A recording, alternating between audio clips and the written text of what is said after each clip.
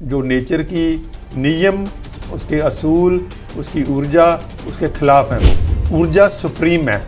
सबसे बड़ा, देखो सबसे बड़ा हमारे ऊपर कवच क्या है, वो है ऊर्जा से भरा हुआ आकाश। आकाश होगा तो ही मैटर होगा। फिर हीलिंग कैसे होती है? अगर इसके अंदर कुछ भी नहीं होता है तो हीलिंग कैसे होती है, और क्या ये प्राचीन काल से चला आ रहा है? वो हीलिंग नेचुरल है। हीलिंग हमने नहीं करनी, हीलिंग हो रही है, हम उसमें टांग अड़ा रहे हैं, वो टांग अड़ानी बंद करनी है बस।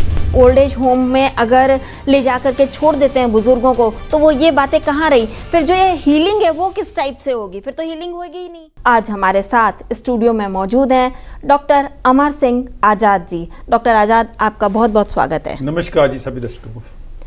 डॉक्टर आजाद, कई बार कहा जाता है कि आप अपने शरीर की ऊर्जा से ही आप हील कर सकते हैं, मतलब कि आप अपने शरीर की ऊर्जा का इस तरीके से प्रयोग करें जिससे कि आप कई बीमारियों से एक साथ छुटकारा पा सकते हैं।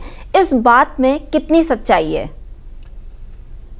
वंदना, ये सच्चाई तो है ही है कि आप अपनी ऊर्जा को संतुलन करके उसको अपने शरीर को हील कर सकते हो बीमारियों से भी। लेकिन उससे भी गहरी सच्चाई है कि आपकी शरीर की ऊर्जा को ये पता है कि आपको हील कैसे करना है। आपको उसको ये कहना नहीं है कि आप मुझे हील करो। आपको सिर्फ आप उसमें जो उसको डिस्टर्ब कर रहे हो, उसकी डिस्टर्बेंस बंद करनी है बस।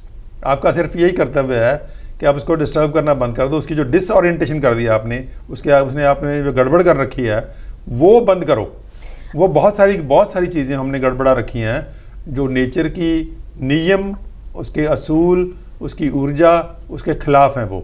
तो उस खिलाफत को अगर बंद कर दें हम लोग, अपनी टांग अड़ाना बंद कर दें, तो नेचर के अंदर जो हमारे शरीर में जो ऊर्जा है उसके अंदर इनहेरेंट गुण है कि वो अपने आप को हील कर सकती है और अपना उसका शरीर उसका है।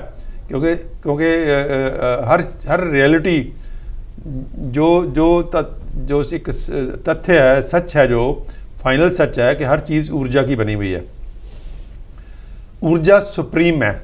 सबसे बड़ा, देखो सबसे बड़ा हमारे ऊपर कवच क्या है, वो है ऊर्जा से भरा हुआ आकाश, जिसको हम कॉस्मिक ऊर्जा बोलते हैं। साइंस ने आज उसको बोल दिया क्वांटम ऊर्जा, quantum field of energy, quantum field of energy. हम उसको बोलते थे कॉस्मोस, ब्रह्मांडी एनर्जी, या हम उसको दूसरे शब्दों में बोलते हैं परमात्मा जी।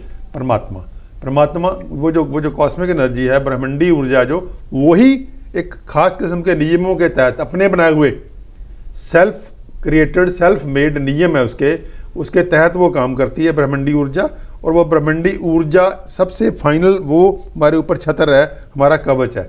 उससे नीचे आ जाएगा दूसरे लेवल का कवच, जो पदार्थ भी है और ऊर्जा भी है, वो है सूरज जी। आप सोच के देखो कि हमारे आसपास में एंडलेस आकाश है, अंतहीन आकाश। वो अंतहीन भी है और इतना सूक्ष्म है कि हर मैटर के अंदर भी है।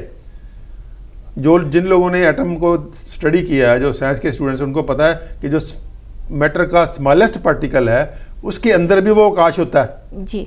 आकाश के बिना उसकी किसी मैटर की कोई होंद नहीं है। आकाश होगा तो ही मैटर होगा। तो इसका मतलब है आकाश अंतहीन भी है और सूक्ष्म से सूक्ष्म भी है। इसका मतलब है पदार्थ के अंदर भी है और पदार्थ के बाहर भी है।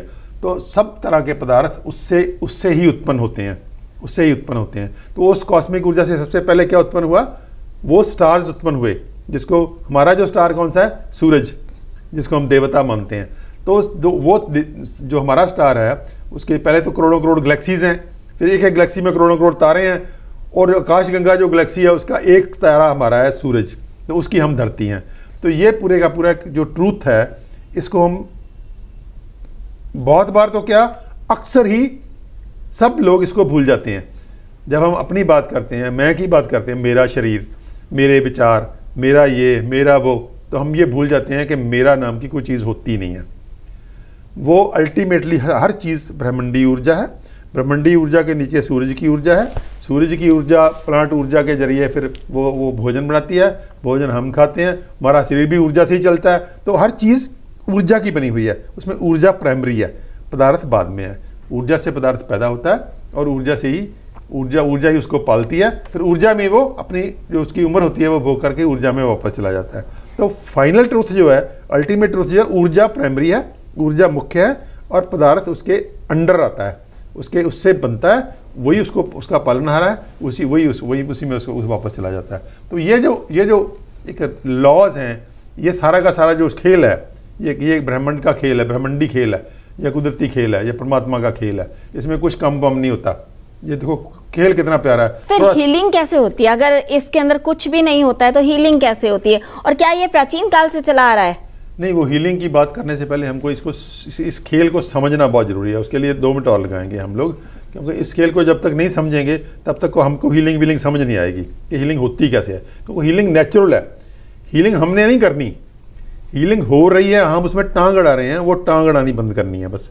तो वो हीलिंग कैसे होती है? क्योंकि ब्रह्मांडी ऊर्जा फाइनल ट्रूथ है, तो उसके बाद सूरज की ऊर्जा है, उसके बाद सारे का सारा ये खेल है पूरा।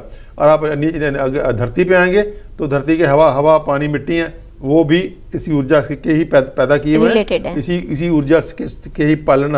देखो आप, हवा कभी खत्म होती है? नहीं। क्यों खत्म नहीं होती?